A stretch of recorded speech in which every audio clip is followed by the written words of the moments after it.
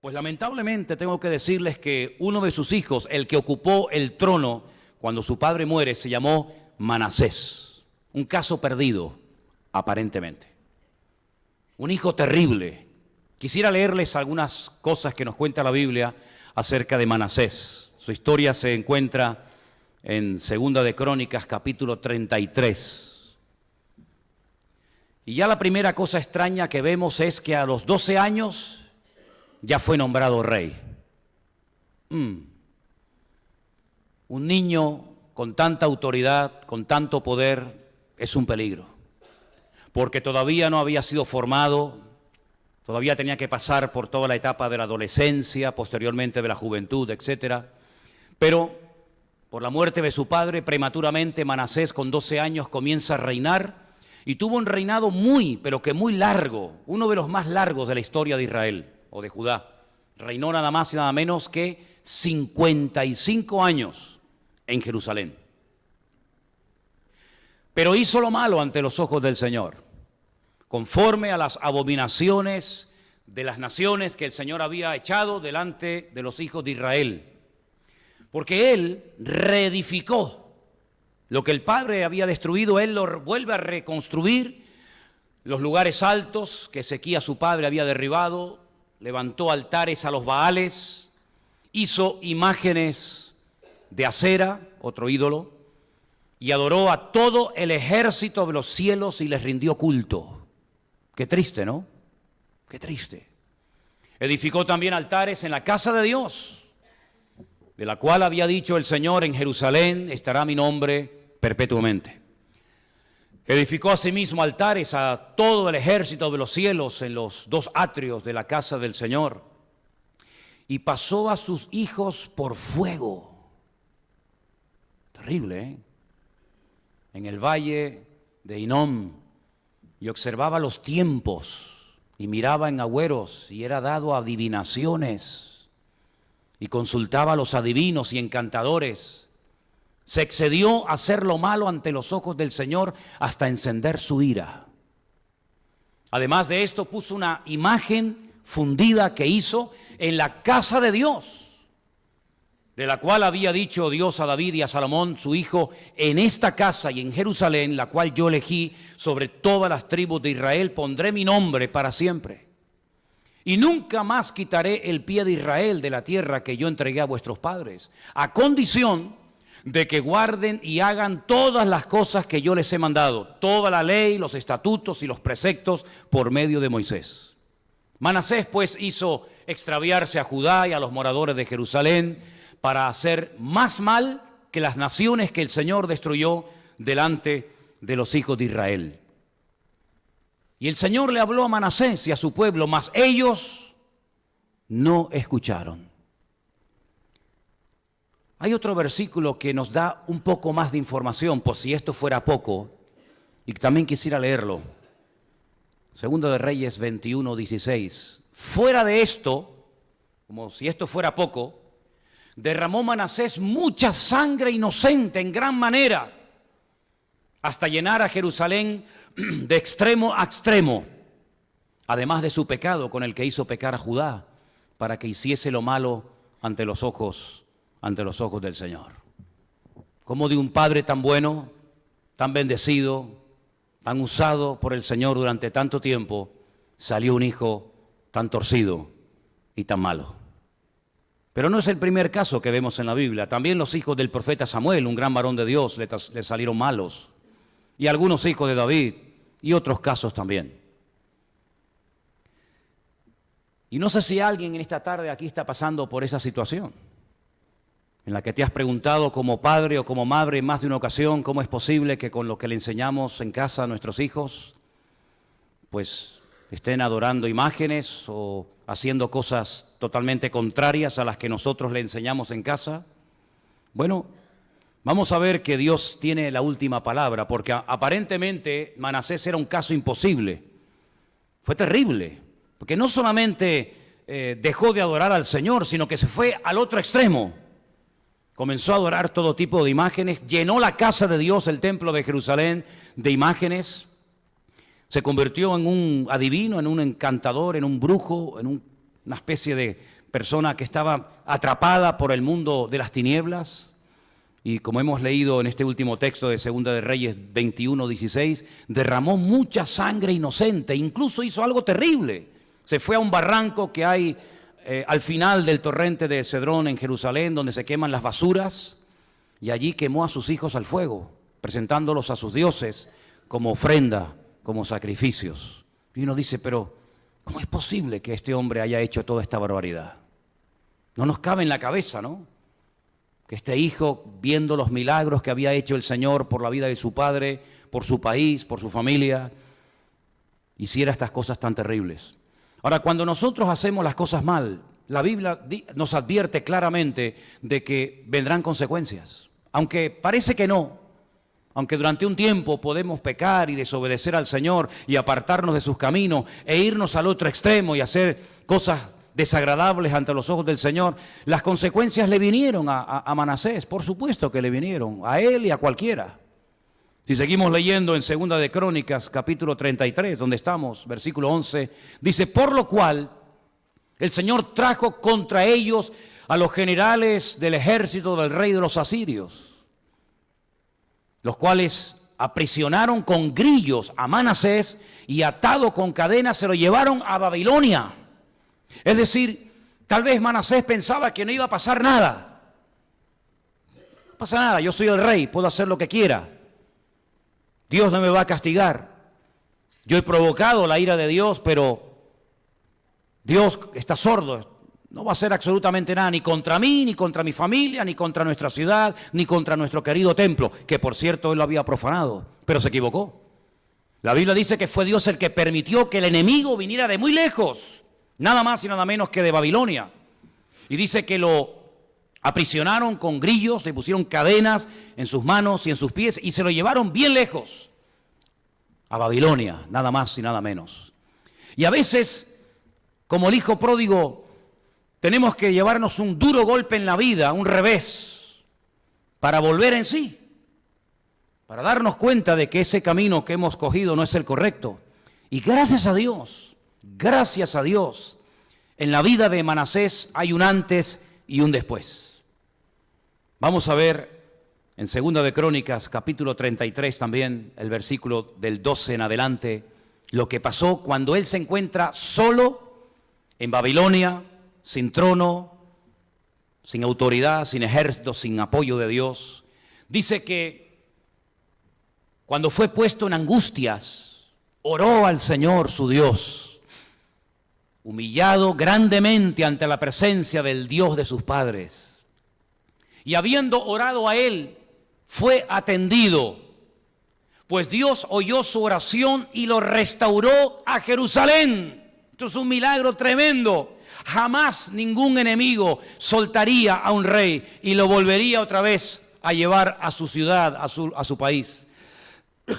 Pero se humilló tan profundamente, tan sinceramente Manasés, que dice la Biblia que Dios oyó su oración.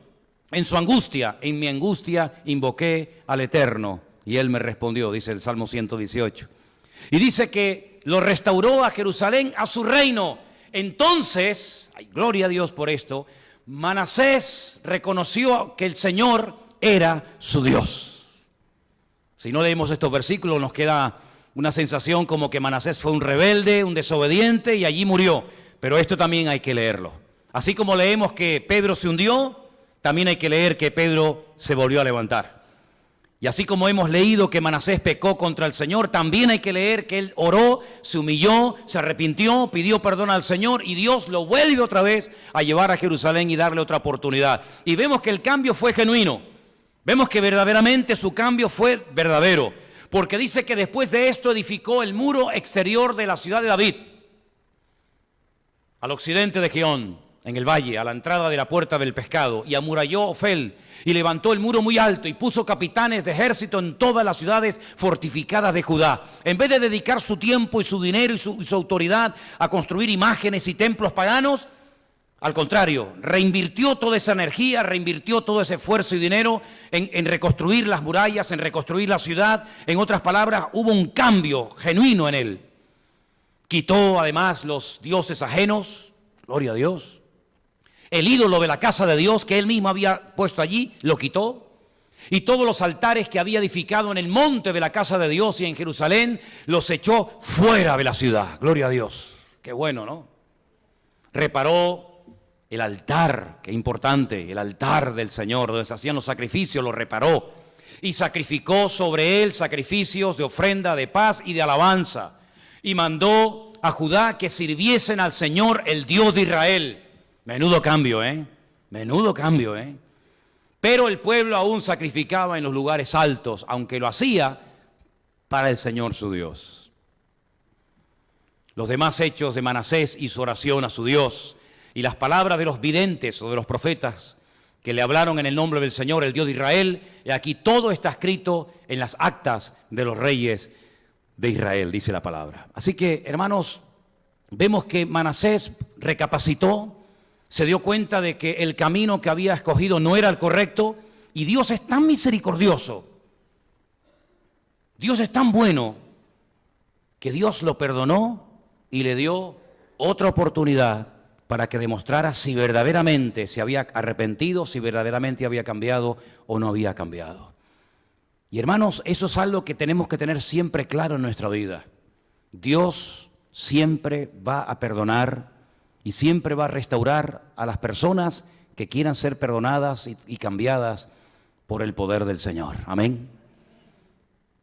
Cuando me alegraba tanto en el cambio de Manasés y vi que por fin, gloria a Dios, Manasés cambió y volvió en sí y otra vez vuelve al camino que nunca tenía que haber abandonado, ¿saben qué versículo me vino a la cabeza?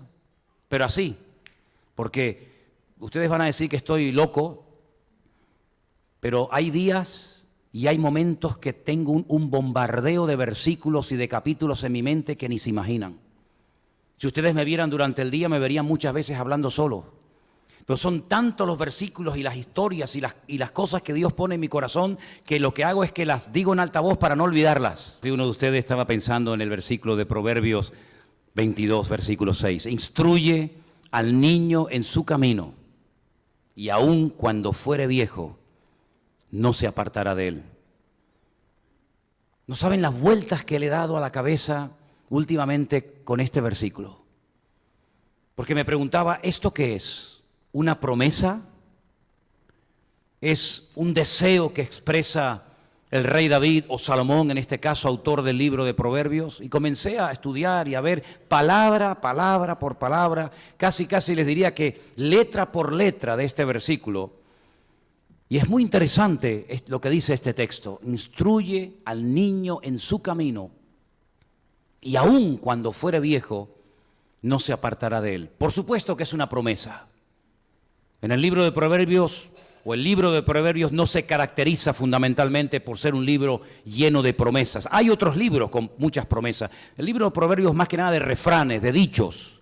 Pero ahí encontramos una promesa extraordinaria. Pero es una promesa que entra dentro de lo que llamamos promesas condicionales.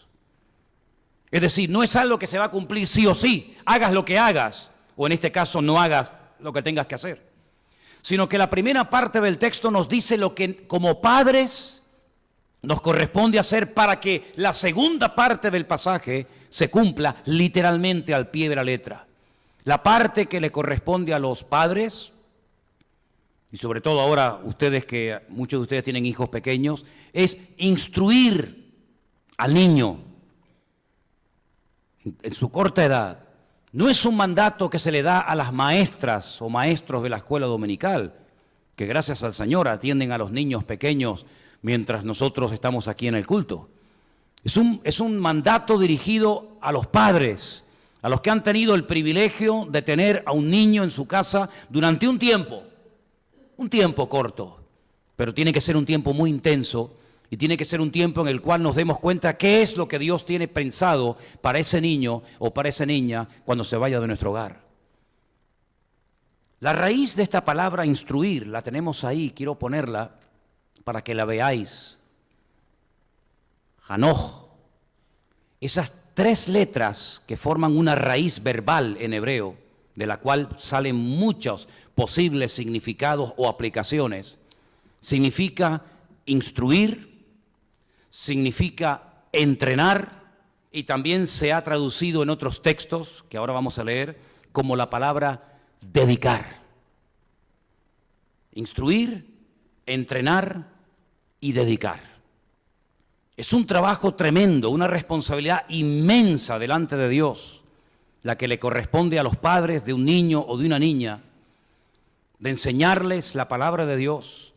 Y vemos por otros ejemplos de la Biblia, no solamente por el ejemplo de Manasés, que cuando efectivamente los padres se tomaron pero que muy en serio la enseñanza, la instrucción de sus hijos, dio resultados. Y sus hijos, a pesar de los problemas terribles por los que pasaron, la palabra que fue sembrada en sus corazones produjo un fruto extraordinario. Y quiero por un momento que piensen en aquel niño pequeño de 3 meses, ya la puedes quitar si quieres, abandonado a su suerte en el río Nilo, porque había un edicto imperial, un edicto por parte del faraón de Egipto, de que todos los niños varones se les tenía que quitar la vida. Durante 3 meses lo retuvieron en casa. Nuestras Biblias dicen que sus padres observaban que el niño era bueno, que el niño era bonito, hermoso. El texto hebreo dice que el niño era bueno. Algo captaron sus padres en esa criatura, en esa mirada, o yo no sé en qué, que se dieron cuenta de que a través de ese niño Dios podía traer salvación al pueblo de Israel. Fue un auténtico Salvador, un auténtico Mesías para Israel en ese momento de la historia. Y con sumo cuidado lo meten en una canasta y la preparan de tal manera que no le entre agua, y lo ponen en las aguas del río Jordán, y su hermana mayor Miriam lo pone y espera pacientemente a ver qué es lo que va a pasar con su hermanito. Y la Biblia nos enseña que nada más y nada menos que la misma hija del faraón de Egipto ese día bajó a las aguas del río Nilo y se lo encontró llorando. Y cuando abrió la cesta, o el trapo tal vez que lo tapaba, automáticamente reconoció que era un niño judío. No solamente por la marca de la circuncisión que llevaba, sino porque a ningún egipcio se le ocurriría poner a un hijo suyo en las aguas del río Nilo, porque el edicto era para matar a los niños hebreos y no para matar a los niños egipcios. Era un niño que necesitaba ser amamantado, necesitaba ser cuidado. La hija del faraón no tenía leche para amamantar en ese momento al niño, y entonces ahí es cuando entra en escena su hermana y se atreve a dirigirle la palabra a la princesa de Egipto y le dice: si quieres, yo busco a alguien que cuide de él durante un tiempo, y cuando ya sea un poquito mayor, tú te lo llevas al palacio y ya lo adoptas como si fuera tu propio hijo. Sin lugar a dudas se lo llevó a la persona idónea, nada más y nada menos que a su propia madre. No sabemos exactamente cuánto tiempo lo tuvo en casa. Sí sabemos que desde los 3 meses lo tuvo y lo crió, pero lo tuvo que criar de tal manera que cuando él es llevado a la corte del faraón, y hasta los 40 años, no nos dice la Biblia que vuelve a salir por las calles de Egipto, la Biblia nos da un dato muy curioso, y es que dice que él salió para visitar, para ver el estado de su pueblo. Su madre lo instruyó de tal manera que él nunca olvidó su origen. Él sabía perfectamente que él no era un egipcio. Él sabía perfectamente que había sido salvado milagrosamente porque Dios tenía un plan para su vida, porque nada ocurre en la vida de un hijo de Dios por casualidad. Amén, hermanos. Y él, cuando sale por las calles de Egipto para ver cómo están sus paisanos, sus compatriotas, a él se le hierve la sangre cuando ve a un egipcio que está golpeando a un hebreo y se levanta contra él, y se levanta con tal virulencia que dice la Biblia que lo mató. Imagínense cómo se le tuvo que revolver la sangre para lanzarse en contra del egipcio e impedir que, haciendo un mal uso de su poder y de su autoridad, maltratara a un hebreo. Y todos conocemos el resto de la historia. Lo que quiero destacar es cómo inculcó, cómo instruyó, cómo preparó la madre a Moisés para que Moisés nunca en su vida olvidara que él no era un egipcio, un hijo del faraón, sino que él era un hijo del pueblo de Israel. Y su Dios era el Dios de Abraham, el Dios de Isaac y el Dios de Jacob. Nunca lo olvidó. Lo marcó para toda la vida, como si marcáramos a un animal y esa marca, ese sello a fuego se le queda en su piel para toda su vida. Así fue la enseñanza que recibió Moisés en carne propia. ¿Y qué me dicen ustedes de José? Un joven que es vendido por sus hermanos, llevado a Egipto. Él podía haberse rebelado en contra de Dios. ¿Por qué permites esta injusticia en mi vida? ¿Por qué permites que mis propios hermanos me vendan y no me puedan ver ni en pintura? En ningún momento vemos a José protestando contra Dios, sino más bien todo lo contrario. Vemos que a pesar de los problemas terribles por los cuales pasó, que ni siquiera somos capaces de imaginarnos, la tortura psicológica y física y espiritual por la cual tuvo que pasar este joven, él se mantuvo fiel al Señor y siempre se notaba que él estaba con Dios y sobre todo que Dios estaba con él. Potifar se dio cuenta, el faraón se dio cuenta, el carcelero se dio cuenta, los presos se daban cuenta, todo el mundo se daba cuenta de que José, a pesar de que era un adolescente, era un joven diferente. La enseñanza en el hogar lo marcó para toda su vida. Y cuando él ya es grande y famoso y rico y poderoso en Egipto y tiene el privilegio de ver cómo sus hermanos vienen a él a pedirle auxilio y comida y socorro, y cuando él se manifiesta a sus hermanos y les dice: yo soy José, al que ustedes vendieron, y ellos están muertos de miedo, él les dice: tranquilos, no se preocupen, todo esto que ha sucedido Dios lo permitió para salvar muchas vidas, incluidas las de ustedes. Y muchas profecías se cumplieron que fueron dadas al patriarca Abraham, porque José se mantuvo fiel al Señor durante todos aquellos años que se mantuvo en Egipto. Así que vemos como Manasés, la enseñanza que recibió en el hogar, aunque durante muchos años se torció y aunque durante muchos años fue terrible, un caso perdido diríamos, Manasés volvió al Señor, Dios lo perdona, Dios lo restaura y vuelve otra vez a ocupar el trono de Israel. Vemos a Moisés. A pesar de haber sido criado durante un montón de años en la corte del faraón, él nunca olvidó sus raíces, su esencia. Él nunca olvidó su identidad como pueblo, como parte del pueblo de Israel. Vemos a José. ¿Y qué me dicen ustedes de Daniel? Llevado a tierras lejanas. Intentaron desprogramarlo y cambiarle la vida a toda costa. Le cambian el nombre, le cambian la comida, le cambian el idioma, le cambian la religión, le cambian todo. Lo cambiaron todo por fuera, pero por dentro fueron incapaces de tocar a Daniel, porque desde el primer día que puso su pie en Babilonia, él dice que propuso en su corazón no contaminarse con nada de lo que le iban a ofrecer en Babilonia. Y llega siendo un joven de 17, 18, tal vez 20 años, y muere en Babilonia con su fe en el Señor, y llevando de rodillas a Belsasar, llevando de rodillas a Nabucodonosor, y marcando una diferencia, y vemos que él se mantuvo fiel a la enseñanza que recibió de niño cuando vivía en Jerusalén con sus padres. ¿Cuántos dicen amén? ¿Y de Timoteo? Que cuando Pablo lo conoce y le hablan de él y le dicen: este joven, aunque su padre no es creyente, su padre es griego, y eso te lo dice todo, su madre sí es creyente. Y dice que era un chico diferente, un chico, aunque se crió en un hogar dividido, de madre creyente y de padre inconverso, pero él se mantuvo fiel al Señor. Dice que daban buen testimonio de él, dice que era un chico de buen testimonio, un chico que era un ejemplo, era un chico de fe. Y cuando Pablo lo conoce con el paso del tiempo, lo prepara, lo instruye, lo pone de pastor en la ciudad de Éfeso. Y hay un momento en que le escribe una carta, le dice: Timoteo, ahora que te conozco un poquito mejor, ahora que sé de dónde vienes, observo que la fe de tu abuela Loida se la traspasó a tu madre Eunice, y veo que tu madre Eunice te transmitió la fe auténtica y genuina, no fingida, que ahora también habita en ti. En la palabra fe, emuná, dentro de esa palabra está la palabra em, que significa madre. En el judaísmo la madre es la responsable de transmitir la fe a sus hijos. y el papá el conocimiento. Si el padre no es creyente, te corresponde transmitirle la fe y el conocimiento. Pero la influencia de los padres en la vida de los hijos es constante y permanente. Pero sobre todo la influencia de una madre o de un padre creyente que instruye, que prepara, que dedica parte de su vida y de su tiempo a que sus hijos conozcan la palabra. Sí, se pueden torcer, claro. Se pueden desviar como Manasés, pueden terminar haciendo barbaridades, cosas terribles.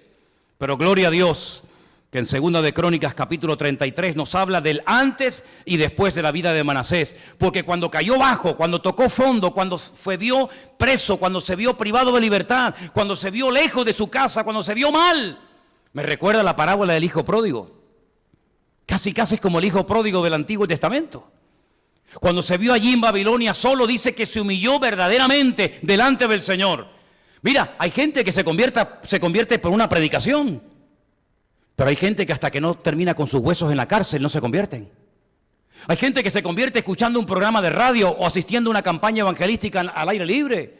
Hay gente que se convierte sola leyendo la palabra de Dios. Pero hay gente que necesita golpes, que la vida les zarandee, que la vida les sacuda para que vuelvan en sí y digan: Señor, he pecado contra el cielo y contra ti, ya no soy digno de nada, pero volveré a la casa de mi padre, y aunque sea como un jornalero. Los jornaleros viven mejor que yo, que he llegado a comer o a desear comer las algarrobas que comen los cerdos. Así que no hay caso perdido. No hay ningún caso perdido. Dios siempre tiene la última palabra.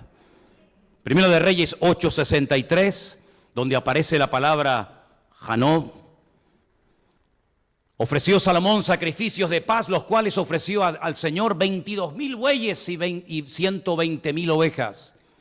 Así dedicaron el rey y todos los hijos de Israel la casa del Señor. Esa palabra dedicar es la misma palabra que aparece en Proverbios 22:6, cuando dice: instruye al niño en su camino, instrúyelo. Esa palabra instruir, esa palabra entrenar, también se traduce aquí por la palabra dedicar. Es decir, la mejor inversión que puedes hacer en tu vida es dedicar tu tiempo a instruir, a enseñar, a preparar a tus hijos en los caminos del Señor.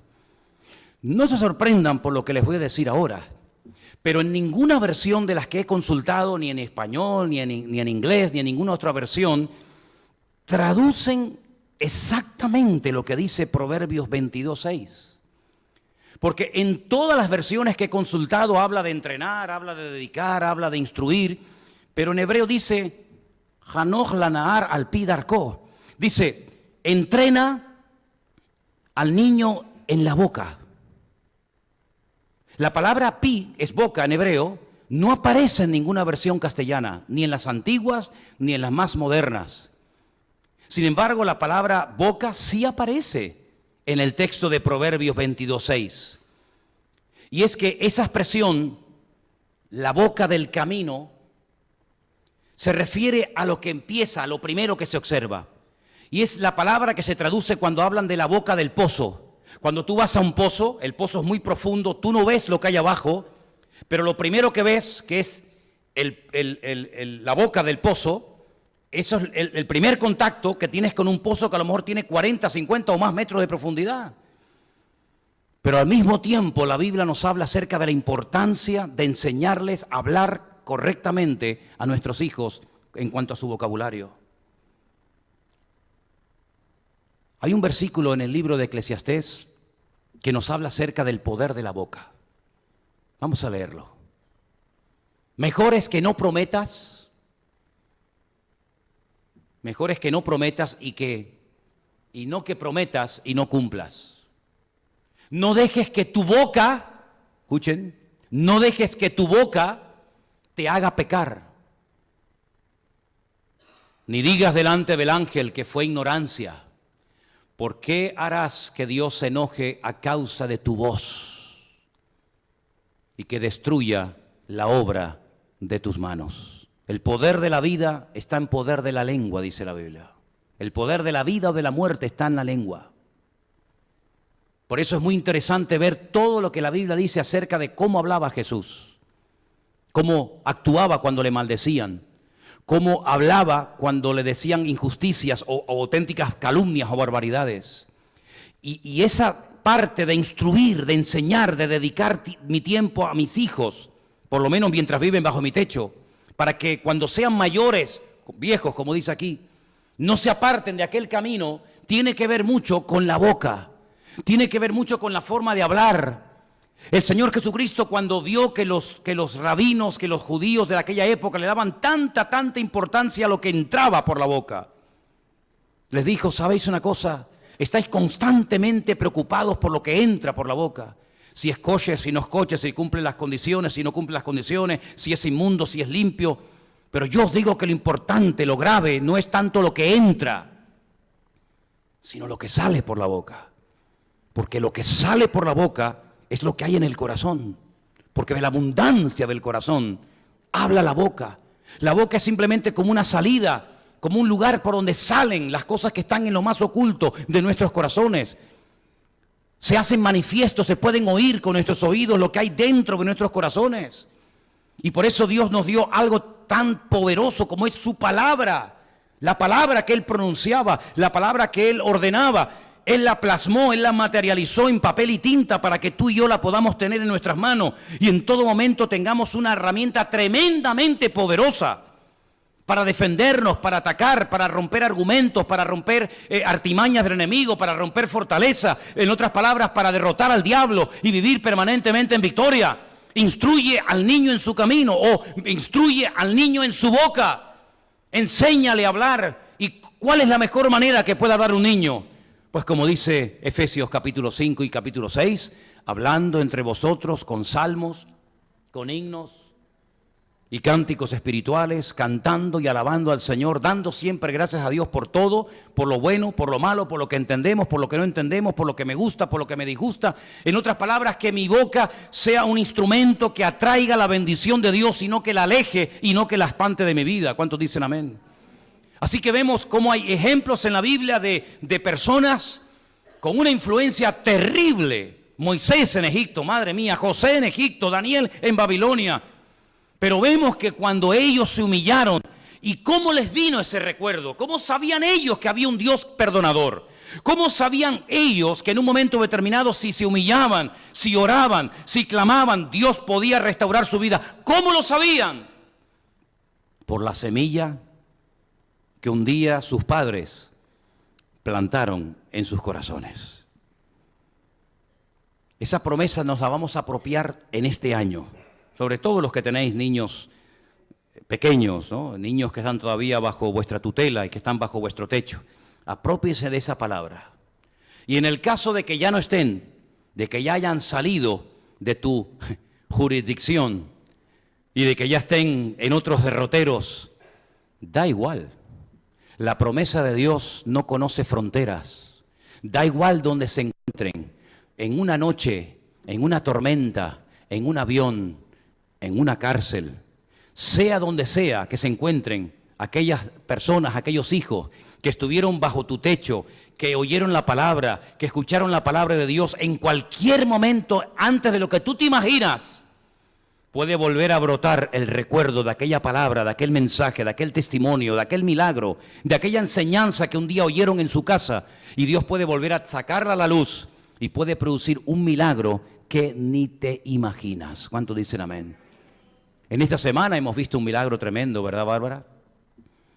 Bárbara es una hermana que ha estado orando años por sus hijos, hijos extraordinarios, pero que no es que los diéramos por perdidos, sino que, bueno, viven lejos, ya no están aquí, pero para Dios no hay nada imposible.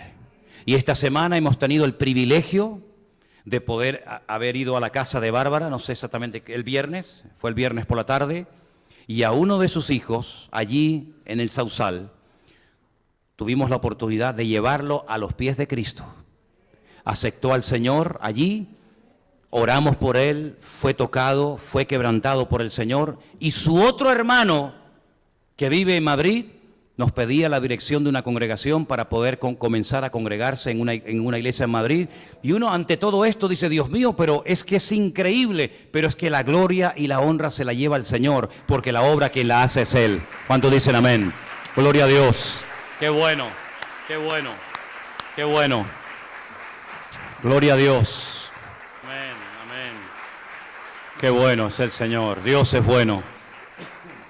Aleluya. No hay casos imposibles para Dios. No hay casos imposibles para Dios. A mí me gustaría que en esta noche hiciéramos una oración especial por todos aquellos hijos e hijas vuestros que por distintos motivos se han dejado de congregar, se han enfriado o tal vez se han enredado en el mundo más de la cuenta. A mí me da igual. Es más, muchas veces prefiero no saber tantas cosas, prefiero que no me cuenten todos los detalles, porque ¿qué más da? Si han caído muy bajo o no tanto, si están todavía receptivos o totalmente endurecidos, ¿qué más da? ¿Habrá algún caso imposible para Dios? ¿Por qué no oramos en esta noche y reclamamos la vida de todos estos chicos que seguramente más de una madre y más de un padre en esta tarde aquí está pensando en alguien con nombre y apellido y le puedes poner hasta cara a ese nombre? Vamos a orar, cierra tus ojos ahí donde estás. Miren Manasés, hermanos, he escogido un caso dificilísimo. Algunos dirían, bueno, pero es que lo de Manasés era muy fácil. No, hermano, lo de Manasés era imposible, humanamente hablando.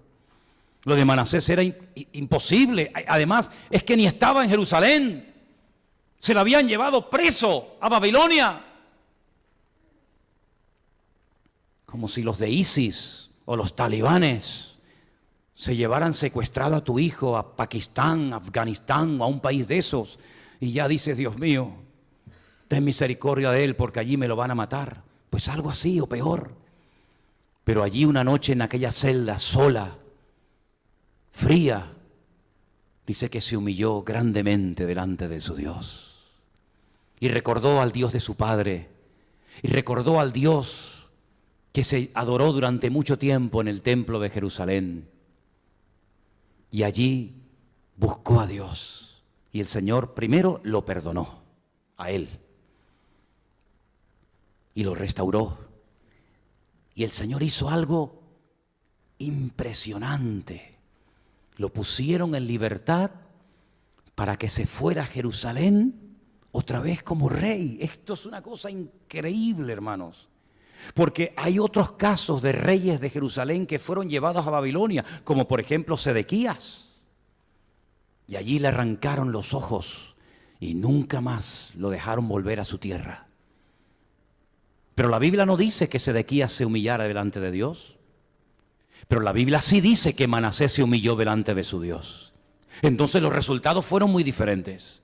No es lo mismo estar mal sin Dios que estar mal, pero clamar en tu angustia al Señor y el Señor te restaura. Muy diferente.